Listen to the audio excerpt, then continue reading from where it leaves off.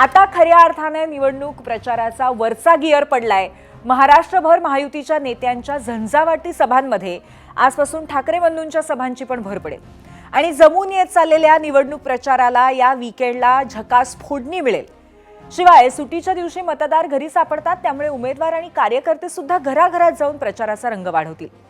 आजपासून ठाकरे बंधू अखेर मैदानात उतरतायत। उद्धव आणि राज ठाकरेंची संयुक्त सभा नाशिकमध्ये सुरू आहे, त्याकडे आपलं लक्ष असेलच, पण त्याआधी आपण पाहूयात आज दिवसाभरात घडलेल्या घडामोडी आणि त्यातले काही टेकअवेज।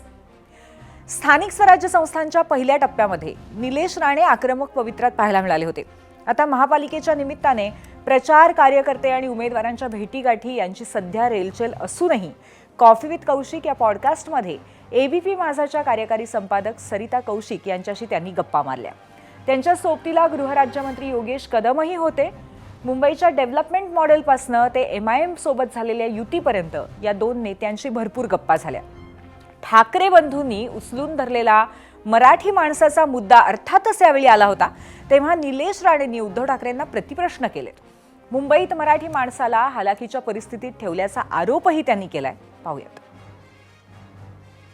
आज पण SRA मध्ये सर्वात जास्त मराठी माणूस इथे अडकलाय। BDD चाळीत आम्ही परवा गेलो, 630 कुटुंब आहेत काहीतरी। त्या 630 कुटुंबाला तुम्ही न्याय देऊ शकलात नाही। असे अनेक कुटुंब आहेत मराठी माणसाचे, सगळे मराठी आहेत तिकडे। BDD चाळीमध्ये जिथे आम्ही गेलो होतो, जिजामाता नगर वगैरे वगैरे, मग तिकडचा मराठी माणूस एवढ्या हलाक्याच्या परिस्थितीत का राहतो? तुम्ही त्याला तिथेच ठेवला। तुमचे मातोश्री 1-2 झाले, कृष्णकुंज झाले, चला ठीक आहे, तुम्हाला ते तेवढं तुमचं डेव्हलपमेंट झालं, तेवढं तुम्ही स्वतःला पुढे नेलं, तसं मराठी माणसाला पण पुढे न्यायला पाहिजे होतं ना। मराठी माणूस गेला, फेकला गेला कुठल्या कुठे, आणि हे पुढे गेले।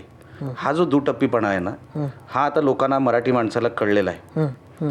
हे सगळं होत असताना झोपडपट्ट्या का वाढल्या? 43% झोपडपट्ट्या आहेत मुंबईमध्ये। कोणामुळे वाढल्या? 25 वर्ष तुमचंच राज्य होतं ना।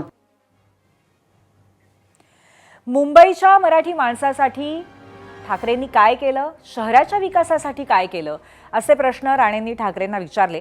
ठाकरेंनी प्रकल्पच थांबवल्याचे आरोपही केले। मराठी शाळा, मुंबईच्या पायाभूत सुविधांबद्दलही प्रश्न विचारलेले असताना मुंबईच्या स्पिरिटला मात्र त्यांनी बरंच श्रेय दिलंय, पाहूयात। जे ब्रिटिशर बांधून गेले ते कॉजवे तुम्हाला ब्रॉड करता आले नाहीत। मग समुद्रामध्ये परत पाणी जाण्यासाठी तुम्ही काय सोय केली मुंबईची?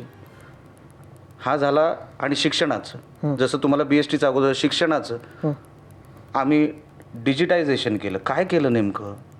सांगा तरी, मराठी शाळा कुठे आहेत? दाखवा तरी। मी मुंबईत राहून मॅडम, मला अजूनपर्यंत मराठी शाळा दिसली नाही, म्हणजे अशी जी व्यवस्थित आहे, डिजिटायझेशन झालेलं आहे, अशी दिसली नाही। जे झालं ना ट्रान्सफॉर्मेशन मुंबईचं, ते मुंबईकरांमुळे, त्या स्पिरिटमुळे झालं, कुठल्याही कुटुंबामुळे झालेलं नाही। आम्हाला जे मुंबईला द्यायचं आहे ते, जसं मेट्रो झाली, एक आपण कसं जीवनमान जगलं पाहिजे, आपण फायनान्शियल कॅपिटलमध्ये आहोत, ती व्यवस्था तशी राहिली पाहिजे। ती व्यवस्था राहावी त्यासाठी ज्या काही गोष्टी जोडून द्यावे लागतात ना। आपण म्हणतो टुरिझमला तुम्ही कोकणात या, पण टुरिझमला जर मी बेसिक इन्फ्रास्ट्रक्चर देऊ शकलो नाही तर लोक काय येतील टुरिस्ट म्हणून तिकडे? तसंच मुंबईचं आहे, फायनान्शियल कॅपिटल जर आपण आहोत तर मुंबईला तसं बेसिक इन्फ्रास्ट्रक्चर दिलं पाहिजे। हे सत्य देतात, हा प्रोजेक्ट थांबव, ते थांबव, मेट्रो येऊ देऊ नको, मग कांजूरला घेऊन जा, मग कारशेड एकीकडे घेऊन जा। काय चाललंय?